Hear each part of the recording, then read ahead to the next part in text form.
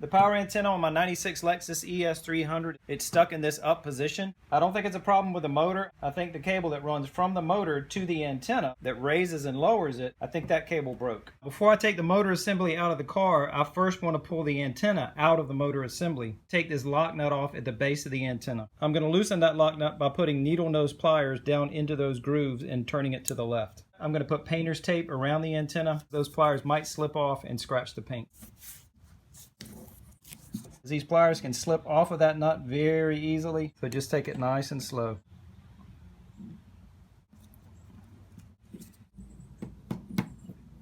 And the problem is a broken cable. This cable should run all the way down into the motor. There are little teeth on one side that grab a hold of the gears in the motor, and that's what raises and lowers the antenna. If yours does not come out that easily, to have someone turn on the radio while you're pulling up on the antenna. That will engage the gears that will push up on the antenna and make it easier for you to pull it out. Now let's get the motor assembly out. The motor assembly is located behind this panel in the trunk. I've already removed 3 plastic clips so that I can fold that panel down.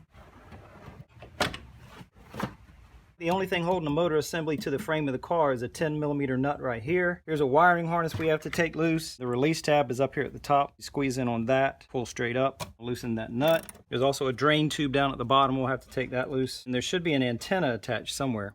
Here's the antenna, so we got to pull that out. The drain tube at the bottom. Whoop, and there's water in it now. My drain tube must be clogged up because right now there's water in here, which should have drained out through the tube.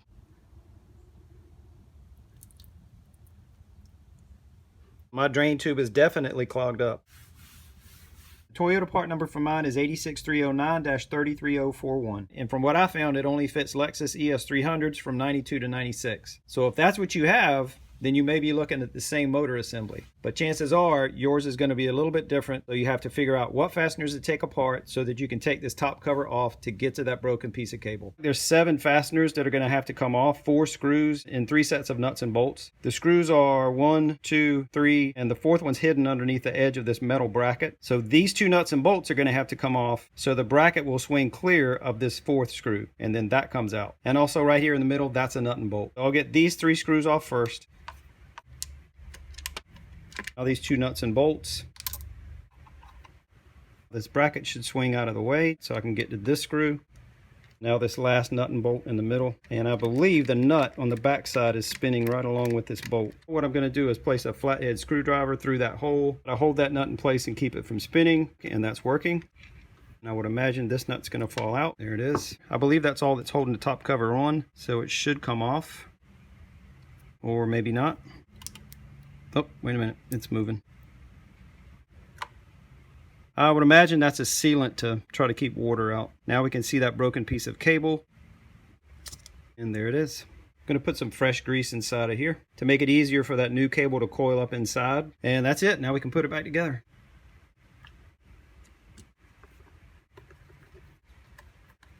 Slide the bracket back over. Now we have to figure out where this nut goes on the back side. And it looks like it goes down into that slot right there. If I can just get it to drop right down there, just like that. Now the bolt going in should grab on those threads, and yes it did. And now this bolt that holds on the ground wire, the nut needs to drop down into that slot, right down there. Now the last one through the middle, so this nut needs to go back down there. And to hold the nut in place from the back side here, I'm going to use the eraser end of a pencil. It's about the right size for that hole, and hopefully it will grab on those threads. And that worked. With this put back together, it's ready to go back on the car, but I want to point out one thing about the cable and the direction of the teeth when you go to install the new cable. You want those teeth facing towards the motor assembly, towards the gear that's spinning inside, so that that gear will catch the teeth on the cable, pull the cable in, which pulls the antenna down, and the cable will coil up inside. Now we can put this back on the car. But first I'm going to try to clean out the drain with this piece of wire.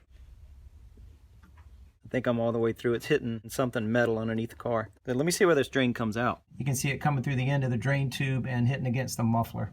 And right down below that, that's what was clogging it up. Now to get the motor assembly back on the car, reinstall the antenna, the wiring harness, and the drain tube.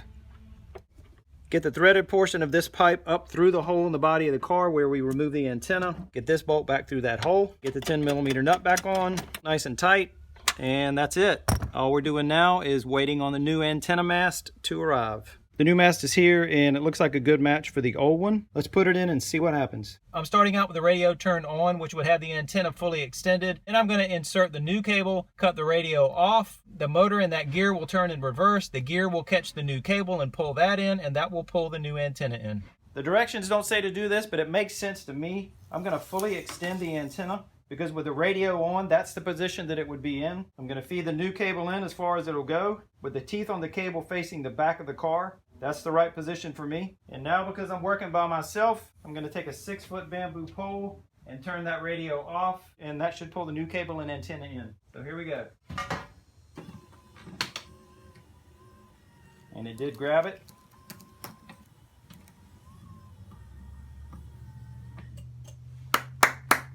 Perfect. Reinstall the lock nut, and you can see I'm using a different method than before. This time I have tape wrapped around the teeth on some channel lock pliers. This method's actually easier than taking the needle nose pliers and putting them in those grooves.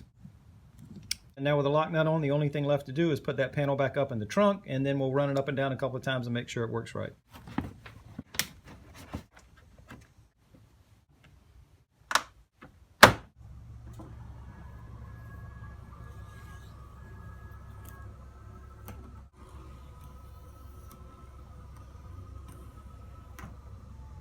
Regardless of what make, model, and year car you have, if you need to install a new antenna mast, it should be a very similar procedure. You first got to figure out if the cable is broken. If it is, then you have to find the motor assembly. You got to get that out, take it apart, take the old cable out, put it back together, put it back in the car, order the right mast, and install it just like you saw in this video.